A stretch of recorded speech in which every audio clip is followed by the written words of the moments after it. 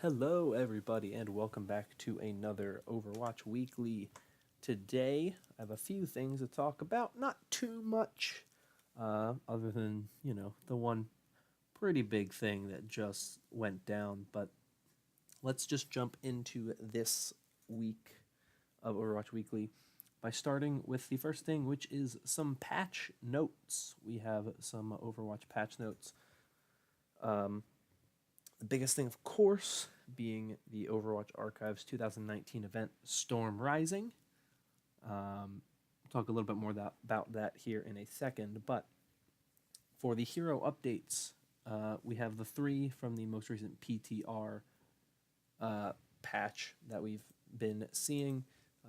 No PTR patch, by the way, if you were wondering if there was anything. No PTR patch this week. But we have, for hero updates, Junkrat's frag launcher had its projectile speed increased from 20 to 25, and the grenades now bounce less but explode sooner. For Reaper, Shadow Step had its cooldown reduced from 7 to 6 seconds. It can now be used in air. The time to exit Shadow Step has been reduced from 1 second to half a second. Reaper is now invisible for the entire time it takes to exit Shadow Step. Railings and other breakable objects no longer block teleporting, and it is disabled by Zarya's Graviton Surge and Junkrat's Steel Trap.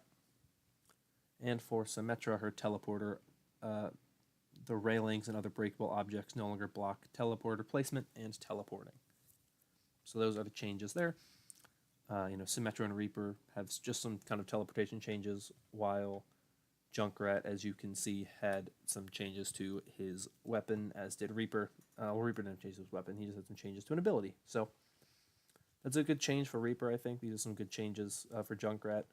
Symmetra, it's just a little bit of a quality of life change there. There's also a couple of user interface updates. In the hero gallery, you can now set your victory pose choice to random.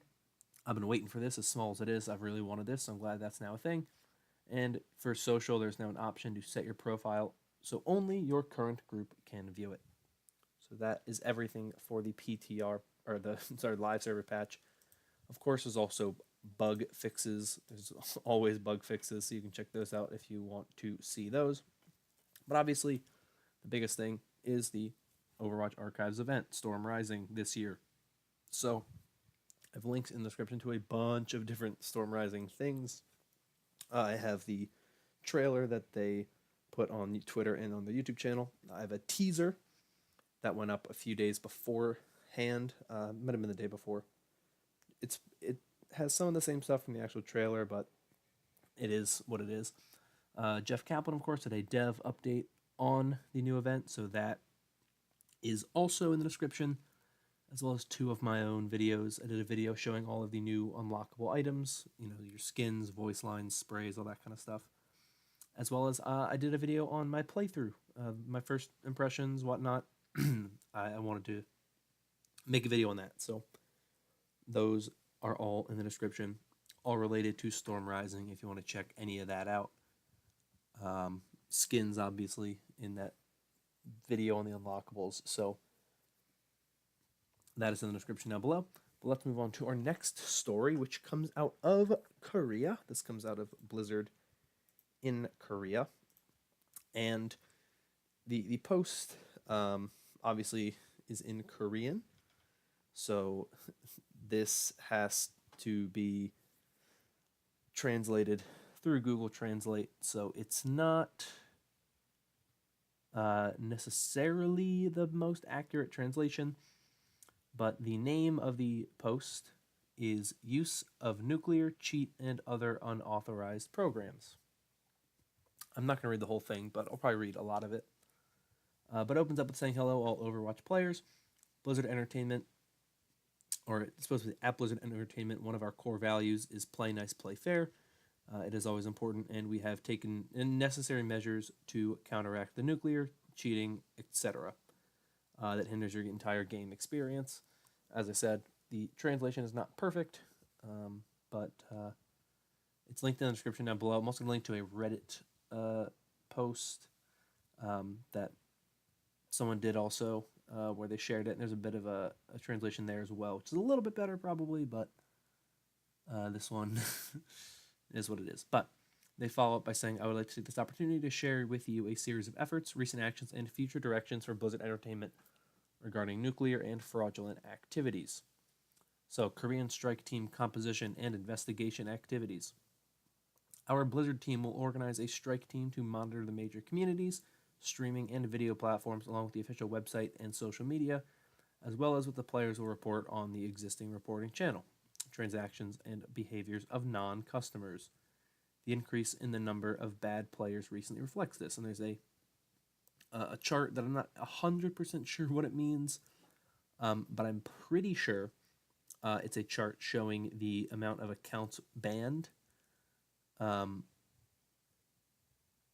or just actions taken every month. And March 2019 is at 6,685. That's the highest it has ever been. The second highest, you have to go all the way back to February 2017. If we just look at 2019, in January it was only 694. In 2019, or February was 1,121. So going back to 2018, the highest there was in 2018 was May, which was 2685. So, yeah, a rough month. I wonder if it has anything to do with Overwatch League coming back. It could just be Baptiste.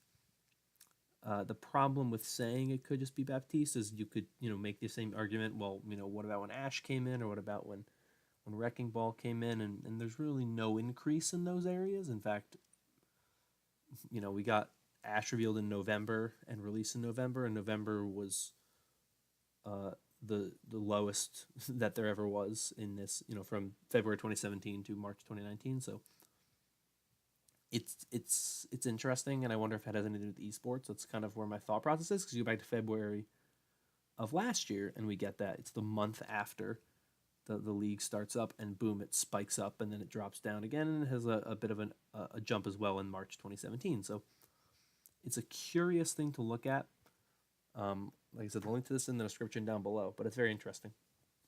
But next they followed up with talking about the legal response and interception. And they say last year Blizzard sent a total of 13 suspects to the Seoul Central District Attorney's Office for alleged violations of the Act on Promotion of Information and Communication Network Usage and Information Protection Act and the Game Industry Protection Act, and a total of 10 incidents confirmed. Please note that we are unable to disclose further progress to prevent abuse of countermeasures. Organizations that develop and distribute them are becoming more secretive, and Blizzard has identified the distribution channels of nuclear/cheat programs and services at their primary operations center with strike teams we are blocking. We also want to let you know that advertising on social media is targeted, and we are blocking them in sequence. And then they talk about some of the measures that have been put in recently to improve the game. So they talk about some BattleNet changes where accounts that are registered outside of Korea, they disable access to the game even if they do not have a license for the game, which I don't really understand what that means with the way that this translation works. Like I said, things are a little lost in translation, which is obviously a big problem with this whole thing. Is it's not easy to read some of this stuff, but it is what it is. There's always links to other things you can look at. But we can continue on some other things that they talk about here of things that they implemented. They had added the Avoid His Teammate back in March of last year.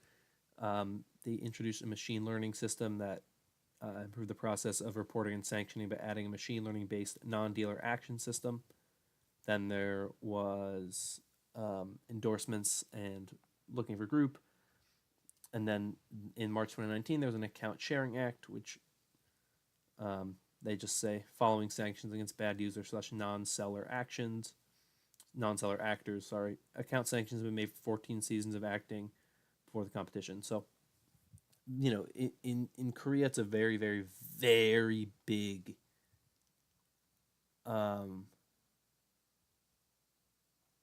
crime, and it's a huge thing they have to crack down on because it's huge there. The issue with hacking and people, account sharing and all this other stuff. It's a really big problem with Korea in particular with Overwatch and really any game. Um, and there's a lot more in terms of laws about it, and they're much stricter about it and the crackdown on it. So it's a very interesting thing to see. A different side of the game. Obviously, different country, different way of going about it. It's something I personally think is very, very cool to look into because you see the kind of, Blizzard has its own thing. Blizzard does its thing here in the U.S., but obviously Blizzard in Korea is in several ways its own company, though not fully its own company. It's interesting to see how the differences in even just legally, obviously it's on law that the things that players are doing are illegal in Korea because video games are such a big part of culture there. So it is illegal to even do these things in Korea. So it's not just like you can get banned from the game; you can go to prison. So it's nice to see that it's something that's taken seriously, but at the same time, it's interesting to see that like this is a crime people are going to jail for cheating in a video game. So it's a very interesting comparison there. Very interesting to look at. But I want to move in to the final story for the week, which is Contenders related. I have not talked much about Contenders, but we got some information on the Showdown events, the Atlantic and Pacific Showdown. So the Pacific Showdown will be taking place first, and it will be from May 24th through the 26th. And the top teams from Australia, China, Korea, and the Pacific will face off in an intense double elimination bracket live in Shanghai, China. So on Friday, May 24th, you get the first two games of the upper bracket, which is the second team from China against the first place team from the Pacific. On Saturday, you'll get the first two games of the lower bracket as well as the third game of the upper bracket. So that means you'll get the second place Korean team against the first place Australian team. And then the winner of the game from the first day. Actually, well, I guess it's technically so it's those two teams play, then the winner of that game plays the best team from Korea, and then they go to the top bracket there, and then you have number 2 Korea plays number 1 Australia. The winner of that game plays the number 1 team from China, and then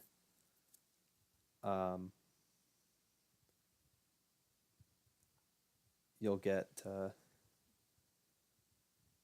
I don't really understand. It's a little confusing, but then I guess it's just the winner of those semifinals then play.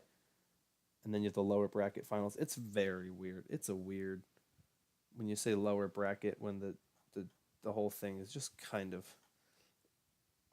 anyway. Those will be at 1 p.m. Chinese Standard Time. And the teams invited are the top 1 from Australia Season 1, top 2 from China Season 1, top 2 from Korea Season 1, and top 1 from Pacific Season 1. So it's weird because you say like upper bracket and lower bracket. But I assume the upper bracket is, what they show here. But how can there be an upper bracket round 3 and then a lower bracket finals? I don't really. Then you have grand finals. It's kind of weird. But it is what it is. And then we move into the one for the Atlantic. And that will be between May 31st and June 2nd in Krefeld, Germany. So one is in Shanghai, one is in Krefeld. We have China and Germany here represented. And, of course, the Atlantic Showdown, we have the top 2 teams from Europe, the top team from South America, and the top 3 teams from North America, Season 1. Obviously, the North American Overwatch contender scene is broken into 2 different divisions. It's East and West. So the way they break it down here is the second place team from NA West will play the second place team from NA East in a first to 4 match to determine the third NA team attending, and that match will be broadcasted in the days following the NA Season 1 finals. And the winner of this match will earn their region's first place team a bye into Upper Round 2. For example, if North America West wins, so the second place team from North America West beats the second place team from North America East, the first place team from North America West will receive the bye. I hope that makes sense. But that is just an example and what is going to be the way this format works. So those are the showdowns, but they do explain a little bit about some other things. Of course, the first place teams from China, Europe, South Korea, and North America will receive byes into round 2 of their respective upper brackets. And all matches are 1st to 3 except the grand finals, which will be a 1st to 4. Then we get to some information on the gauntlet. There are 10 total invites to the gauntlet. You have 12 original Showdown invites, and then you take away Showdown results, which is a little confusing, but I'm sure as we get closer to the gauntlet, that'll make a little bit more sense. Teams that come in 5th and 6th place in the Showdowns will lose one of their invites for their region. For example, if North America finishes in 5th place, North America will bring only 2 teams to the gauntlet from 2019 Season 2, down from 3. And teams that come in 1st place in the Showdowns will earn an additional invite for their region. For example, if China wins the Pacific Showdown, China will bring their top 3 teams to the gauntlet from 2019 Season 2, up from 2. And then the gauntlet will be held from October 9th through the 13th. Location to be determined, and then the tournament format is groups to double elimination. And the Gauntlet's tournament format will emphasize interregional competition for maximum excitement. And they have scheduled it after the conclusion of the 2019 Overwatch League season, when teams will once again prepare to sign players for the following season. So that is everything on here. I recommend you read it. It is a little confusing in a lot of ways, but I tried to hopefully clarify it as much as I could. It is, like I said, it's confusing, it's weird, it's not the most understandable thing in a lot of ways, but we'll see it, of course, in the next couple of weeks, about a month, a little over a month. We will see the beginnings of these Contenders showdowns. I'm really excited for these. I think they're going to be really fun. I didn't even mention that in the Atlantic Showdown, the broadcast times, the first 2 days of matches, Friday and Saturday, will start at 4 p.m. Central European Summer Time, and then the Sunday matches will be at 5:30 p.m. Central European Summer Time. I don't even know.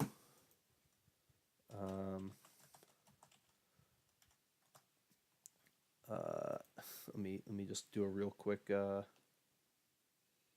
So that will be at 10 a.m. Eastern daylight time. So if you are on the East Coast, it'll be at 10 a.m. when that starts. So that is what you need to know. But that is everything I have for you today. If you enjoyed, consider liking and subscribing, as it helps out a bunch. But for now, I'm going to get out of here. Thank you so much for watching. If you enjoyed, consider liking and subscribing, as it helps out a bunch. But that's everything I got. I'm out. I said that twice. Bye-bye.